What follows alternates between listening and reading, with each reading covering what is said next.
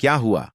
जब अचानक से अयोध्या में प्रकट हुए साक्षात विभीषण, कलयुग में ऐसा चमत्कार देखकर सबके होश उड़ गए। प्राण प्रतिष्ठा से पूर्व अयोध्या में कई बड़े चमत्कार हो चुके हैं, जिसमें कि गीतों का दिखना, भालुओं का दिखाना, जमीन में से मां सरयू नदी का प्रकट होना शामिल है। लेकिन इस चमत्कार को अभी अब तक का सबसे बड़ा चमत्कार कहां जा रहा है, जिसके पीछे की सच्चाई जानकर आपके पैरों तले जमीन खिसक जाएगी। आखिर क्या है सच्चाई? क्या सच में लंका के राजा विभीषण अपने मित्र रामलाला से मिलने पहुंचे हैं? क्या भी विभीषण आज भी जीवित है? ऐसे कई रहस्य से पर्दा उठने वाला है। पर्दा उठेगा आज इसी वीडियो में। शुरुआत करने से पहले अगर आप एक सच्चे सनातनी हैं, राम मंदिर बनने से बेहद खुश है, तो इस वीडियो को लाइक करके चैनल को सब्सक्राइब करें। अयोध्या में राम मंदिर की प्राण प्रतिष्ठा की तैयारी जोर शोर से चल रही है। 22 जनवरी को रामलाल को गर्भगृह में स्थापित किया जाएगा। राम भक्त को इस दिन का लंबे समय से इंतजार था। अयोध्या में 22 जनवरी से लेकर 25 मार्च तक कई खास कार्यक्रमों का आयोजन किया जाएगा। इस बीच मंदिर के गर्भगृह के निर्माण के काम 24 घंटे चल रहा है। 22 जनवरी को राम मंदिर रामलाल की प्राण प्रतिष्ठा होने वाली है। किसी भी मंदिर में की जाने वाली भगवान की मूर्ति प्राण प्रतिष्ठा का बहुत महत्व होता है। मूर्ति की प्राण प्रतिष्ठा के बिना भगवान का पूजा अधूरा माना जाता है। आगे वीडियो में जानते हैं कि प्राण प्रतिष्ठा क्या होती है और जानेंगे विभीषण के कैसे। राम मंदिर प्रकट हुए सनातन धर्म में किसी भी मूर्ति की प्राण प्रतिष्ठा बहुत महत्वपूर्ण मानी जाती है। प्राण प्रतिष्ठा मूर्ति स्थापना के समय किया जाता है। किसी भी मूर्ति की स्थापना के समय उसे प्रतिमा रूप को जीवित करने की विधि प्राण प्रतिष्ठा कहलाती है। प्राण शब्द का अर्थ जीवन शक्ति और प्रतिष्ठा का अर्थ स्थापना होता है। ऐसे में प्राण प्रतिष्ठा का अर्थ जीवन शक्ति की स्थापना करना या देवता को जीवन मिलना, जीवन में लाना होता है। बिना प्राण प्रतिष्ठा के कोई भी मूर्ति पूजा के योग नहीं मानी जाती है।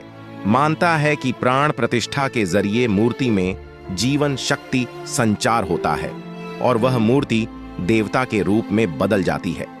अर्थात अब साक्षात प्रभु श्री राम अयोध्या राम मंदिर में निवास करने वाले हैं, और जब स्वयं प्रभु एक बार पुण्य अयोध्या आ रहे हैं तो उनके प्रिय मित्र और भक्त विभीषण कैसे पीछे रह सकते हैं? क्योंकि प्रभु श्री राम ने रावण का वंश वध किया था, लंका पर विजय पाई थी, और पुष्पक विमान के जरिए जब वह फिर से अयोध्या लौट थे तब प्रभु श्री राम के साथ विभीषण जी भी अयोध्या आए थे और कई दिनों अयोध्या में रुके थे। इसके बाद उन्होंने लंका का राजा राज सिंहासन संभाला और लंका की के लिए राजा बन गए। यानी प्रभु श्री राम भक्ति उनके के लिए बहुत भाग्यशाली साबित हुई है, क्योंकि जो भी राम की शरण में आ जाता है उसका उद्धार निश्चित। लेकिन क्या विभीषण आज भी जिंदा है? इसका जवाब आपको आगे की वीडियो में देखकर पता चलेगा। हिंदू धर्म के परंपरागत कथाओं के अनुसार माना जाता है कि 8 बंद भूतियां आज भी शरीर जीवित, जिनमें से कुछ रामायण काल के हैं तो कुछ महाभारत काल के हैं तथा कुछ भूतियां उससे भी पहले आज तक पूर्ण पौराणिकता मान्यता के अनुसार विभीषण, अश्वत्थामा, वेदव्यास, हनुमान जी, कृपाचार्य, भगवान परशुराम, मार्कंडेय चिरंजीवियों में शामिल है। चिरंजीवी का अर्थ होता है जो सृष्टि के अर्थ अंत तक जीवित रहे और जिसकी उम्र बिना बढ़े, और विभीषण भी इन्हें चिरंजीवी वह में से एक है जो आज भी इस धरती पर मौजूद है और अनंत काल तक जीवित रहेंगे। लेकिन यह वरदान आखिर उसे किसने दिया? यह बड़ा जानने का विषय है। भगवान राम अनन्य भक्त विभीषण बाल्यकाल से ही धर्म पर रहे। वह अपने बड़े बड़े भाई राम रावण के धर्म विरुद्ध कार्यों का विरोध भी करते थे। उन्होंने लंका युद्ध में भी धर्म का पालन करते हुए भगवान राम का साथ दिया। इसलिए प्रभु श्री राम ने उन्हें सृष्टि अंत तक अजर अमर रहने का वरदान दिया। जब कलयुग का अंत होगा उसे समय भगवान विष्णु एक बार फिर से अवतार लेंगे, जिसका नाम कल्कि होगा। तभी ओ आटो चिरंजीवी भगवान कल की कथा साथ देंगे और फिर से सतयुग की स्थापना करेंगे। इसका मतलब यही निकलता है कि विभीषण आज भी जीवित है, लेकिन आखिर प्राण प्रतिष्ठा से पहले उन्हें राम मंदिर में कब और कैसे देखा गया? आगे वीडियो में जो घटना हम आपको बताने वाले हैं उसे सुनकर आपके होश उड़ जाएंगे। यह घटना है 11 जनवरी रात्रि 12 बजे की। रोजाना की तरह सभी मजदूर राम मंदिर के गर्भगृह के कार्य करके अपने तंबू में विश्राम कर रहे थे। तभी मजदूरों को मंदिर के अंदर से प्रभु श्री राम के नाम जाप की ध्वनि सुनाई दी। तभी किसी अन्य व्यक्ति को रात्रि के समय राम मंदिर घुसने की अभी अनुमति नहीं है। तब उन्हें एहसास हुआ आसपास के मंदिर द्वारा ध्वनि सुनाई दी होगी। सभी मजदूर रात्रि में वापस सो गए, लेकिन मजदूर को, सुरेश नाम के मजदूर को लगातार यह बात घटक रही थी। उसे वह आवाज राम मंदिर से ही आ रही थी। तो उसके मन में जानने की उत्सुकता हुई, आखिर इतनी रात को राम मंदिर के अंदर राम नाम का जाप कौन कर रहा है।